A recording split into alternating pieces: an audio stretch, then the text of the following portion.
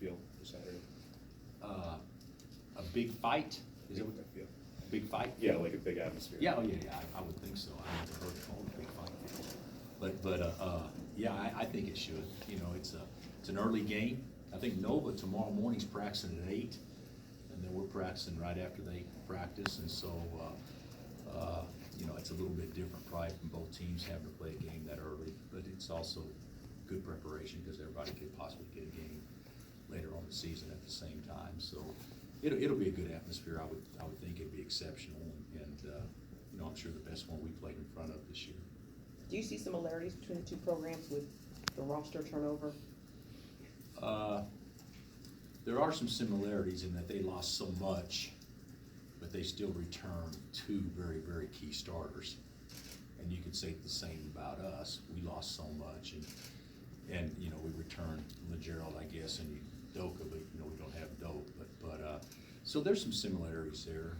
I was reading some stat that they returned 92 minutes of the game that was played last year, and we returned like 50. So you know, we lost a lot, but they obviously lost a lot too.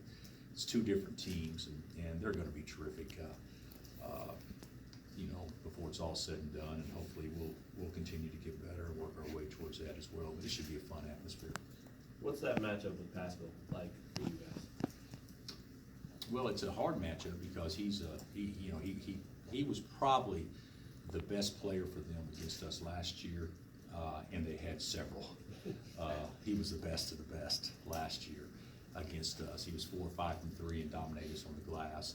And the thing that he can do is he can post, but he can post from 15 feet and back his way down and get to the basket and do a lot of things. But still, the way that they score a ton of their points are off that, but off of the drive and kick. They shoot, you know, they're averaging 33s a game, and I think one game, if I'm not mistaken, they shot 43. So and against us last year, they were 18 and 40. So you know, obviously we got to defend the arc.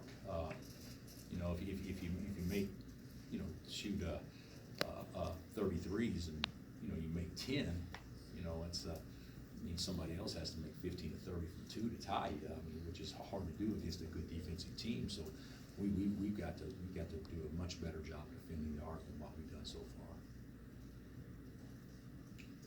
It's good to have Landon back, kind of giving the big instruction.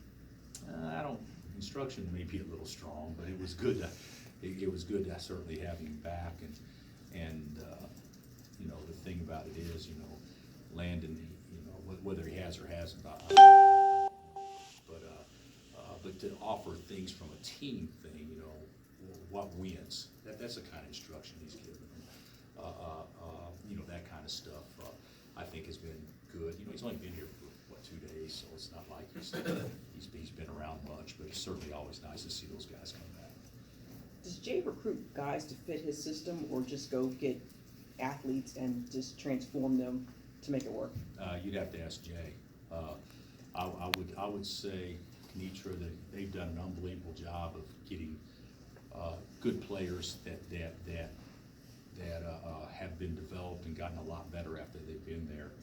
You know, they've won a couple of national championships, and they've had McDonald's All-Americans, don't get me wrong, but the vast majority of their success has come from guys that have been in the program, you know, 3, 4, or 5 years that maybe wasn't as heralded coming out and turned out to be, you know, fabulous, and that was certainly the case last year. You know, Jalen Brunson was everybody's want list coming out, but he got so much better after he got to school. But I don't know, I don't remember Bridges or DiVincenzo or those guys were maybe as highly recruited as some of the best players in their respective class, but they turn out being better than those guys, and that's a tribute to their staff. I mean, they do a really good job coaching them, and they do a great job of getting them to play tough and hard. Is that what sticks out the most to you about Jay's success in Villanova, or is there another trait with his teams that always kind of shines you when you have to match up against them?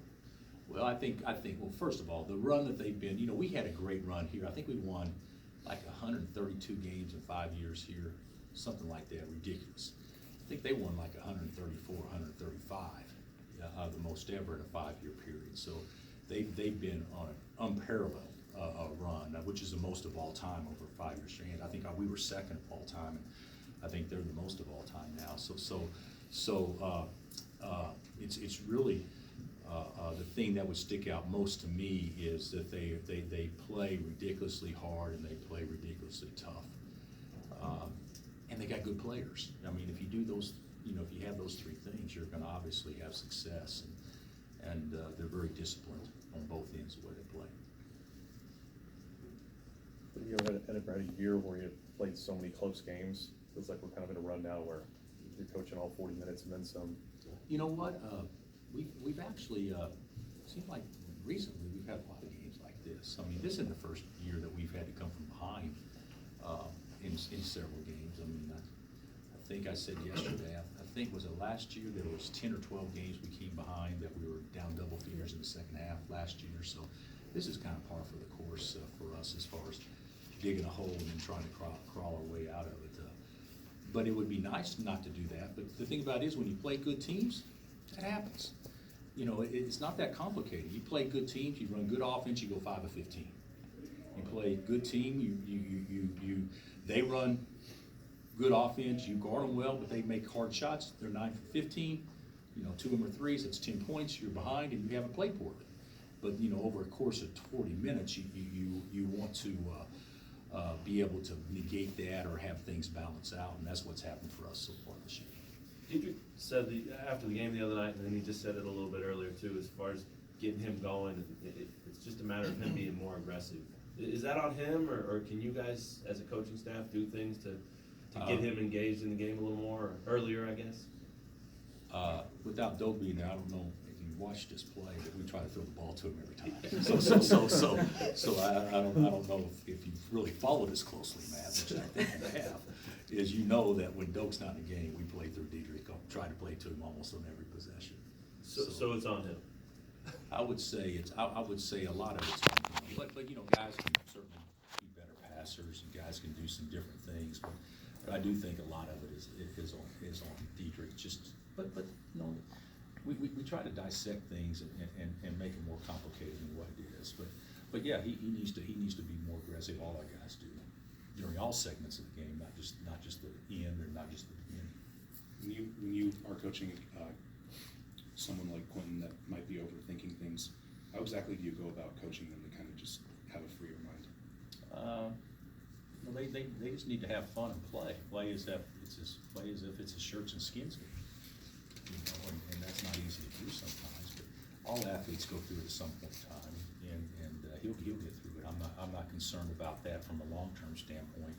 Obviously, we want everybody to be aggressive and confident right from the get-go in all aspects, but it never happens that way. Until you get a chance to get late in the season, and even sometimes then it doesn't happen that way. But he'll be fine. He's too good a player not to be fine. How's Gerald look this week in practice, and he having a big part of that game last year? How do you think he's going to react to Saturday? Well, he played 32 minutes in the game last year, and nobody played particularly well for us. But he didn't play poorly by any stretch. They were just better. And I watched the game again this morning. Couldn't believe how hard we played. You would think we played awful. We didn't play awful. They played great. I mean, we guarded them right. They made shots. We did exactly as game planned for the most part, and they just outperformed us in some areas and things like that. So I'm not speaking primarily from a defensive end standpoint, but yeah, we need LeGerald to be a number one type offensive threat from the perimeter, and in order to do that, he's got to maintain his aggressiveness, which he can do at times, which you've seen, and there's times where he kind of defers a little bit as well. But we need him to be a primary, number one option, at least from the perimeter, game in and game out. Did you watch that game before yesterday again? I've seen enough of it, bits and pieces, as far as to be honest with you, I hadn't watched it till the scout, and we've had a week, so I've tinkered with it and watched it enough until I got sick and then I put it away. But I actually watched it in its entirety, every possession again this morning, and you look at it from a critical standpoint, you say, well, they just made a play. or they just did this or they did that. I mean, our ball screen defense was good. We took away the roll man. We built out quick. And the bottom line is they got guys that can make plays. That's what happened last year. We didn't play great by any stretch, but it wasn't us playing as poorly as it was them playing very well. At least I didn't think so.